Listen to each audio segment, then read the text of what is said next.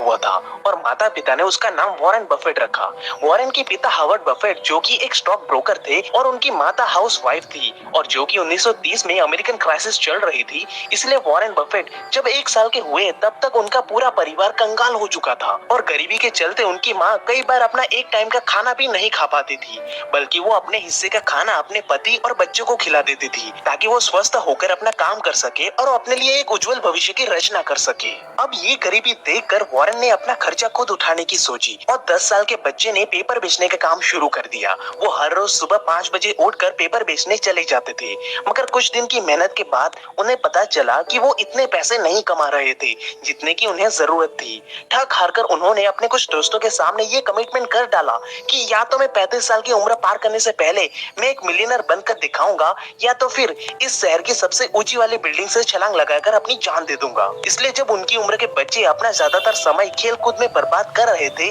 तभी उस छोटी सी उम्र में वॉरेन एक स्ट्रॉन्ग कमिटमेंट के साथ अपना लक्ष्य निर्धारित कर चुके थे, क्योंकि उनका मानना था कि एक बिना पैरों वाला इंसान भी पहाड़ की ऊंचाइयों को छू सकता है, मगर उसे पता होना चाहिए कि आखिर में उसे कहाँ पे जाना है। मगर वहीं अगर आपके पास लक्ष्य ही नहीं होगा तो फिर चाहे आपके पास 4 पैर ही क्यों ना हो, मगर फिर भी आप कहीं नहीं पहुंच पाओगे। और यही बना उनकी सफलता का सबसे पहला माइलस्टोन, क्योंकि इस कमिटमेंट के बाद वॉरेन का दिमाग अब हर एक चीज को बारीकी से समझने की कोशिश करने लगा था जिससे कि वो पैसे कमा सके। जैसे कि पेपर बेचने के साथ साथ उन्हें ये पता चला कि लोगों को कोल्ड ड्रिंक पीना भी बहुत पसंद था, मगर लोग कौन सी कोल्ड ड्रिंक पीना ज्यादा पसंद करते थे वो उन्हें नहीं पता था। इसलिए उन्होंने अपने घर की पास वाली एक दुकान से एक हफ्ते तक सारे कोल्ड ड्रिंक्स के ढक्कन जमा करने लगे, जिनमें उन्होंने देखा कि उसमें ज्यादातर ढक्कन कोको कोला के थे, जिससे उन्हें ये पता चला कि लोग कोको कोला पीना ज्यादा पसंद करते हैं। और उन्होंने पेपर के साथ साथ कोको कोला और च्युइंगम भी बेचना स्टार्ट कर दिया और देखते ही देखते वो महीने में कम से कम $175 कमाने लगे थे,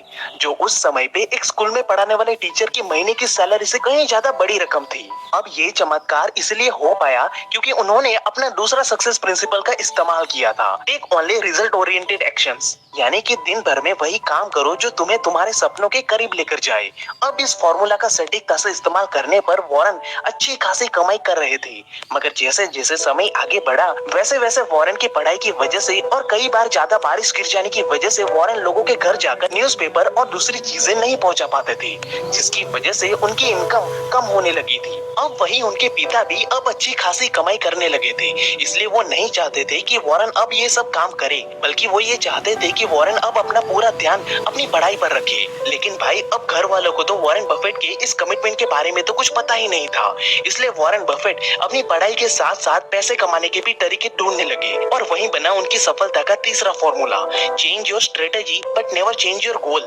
यानी कि अपने लक्ष्य तक पहुंचने का रास्ता जरूर बदलो मगर कभी भी अपने लक्ष्य को मत बदलो। अब इसी सक्सेस प्रिंसिपल का इस्तेमाल करते हुए वॉरेन को अपने पिता से स्टॉक मार्केट के बारे में पता चला कि कैसे आप अपना डेली का रेगुलर काम करते हुए भी किसी चीज में एक्टिवली इन्वॉल्व हुए बगैर भी घर बैठे बैठे पैसे कमा सकते हैं। वॉरेन को ये तरीका बहुत ही मजेदार लगा क्योंकि उन्हें पता चला कि कैसे आप किसी कंपनी में कुछ शेयर खरीद कर उस कंपनी के हिस्सेदार बन सकते हो और जैसे जैसे कंपनी मुनाफा कमाएगी वैसे वैसे आपकी हिस्सेदारी के पैसे भी बढ़ने लगते हैं। अब इस स्टॉक मार्केट के बारे में वॉरेन ने अपने पिता से और किताबों से और ज्यादा जानकारी हासिल करना स्टार्ट कर दिया। तभी उन्हें स्टॉक मार्केट के बारे में कुछ अच्छी और कुछ बुरी बातें पता चली, जैसे कि उन्हें ये पता चला कि स्टॉक मार्केट एक रिस्की सेक्टर है अपने पैसों को इन्वेस्ट करने के लिए, मगर ये मार्केट उन्हीं लोगों के लिए रिस्की है जिन्हें इस मार्केट को हैंडल करना नहीं आता। जिस प्रकार मेरे जैसे बच्चे के लिए नई नई कार चलाना बहुत ही रिस्की है, क्योंकि ना मैंने कभी कार चलाई है और ना ही मैंने कभी कार चलानी सीखी है, इसलिए अगर मैं अभी बिना सीखे